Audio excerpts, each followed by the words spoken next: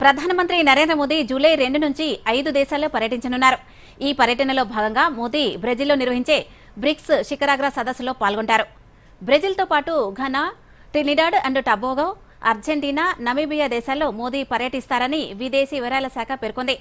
ప్రధాని హోదాలో మోదీ ఘనా సందర్శించడం ఇదే తొలిసారి. ట్రినిడాడ్ అండ్ టొబాగోలో ఆ దేశ అధ్యక్షుడు కృష్ణ కార్లా కంగాలుతో పాటు ప్రధానమంత్రి కమలా పర్సాద్ బిసెసార్తో మోదీ పలు ద్వైపాక్షిక అంశాలపై చర్చలు జరుపుతారు. 1999 అనంతరం భారత ప్రధాని ట్రినిడాడ్ అండ్ టొబాగోలో పర్యటించడం కూడా ఇదే తొలిసారి. ఇక అర్జెంటీనా పర్యటనలో భాగంగా రక్షణ, వ్యవసాయం, మైనింగ్, చమురు, సహజ వాయువు, పునరుత్పాదక విద్యుత్ వంటి అంశాల్లో ద్వైపాక్షిక భాగస్వామ్యంపై ఆ దేశాధినేతలతో సంప్రదింపులు జరుపుతారు. అనంతరం మోదీ బ్రెజిల్లో పర్యటిస్తారు. ప్రధానమంత్రి మోదీ బ్రెజిల్ దేశాన్ని అధికారికంగా సందర్శించడం ఇది 4వసారి.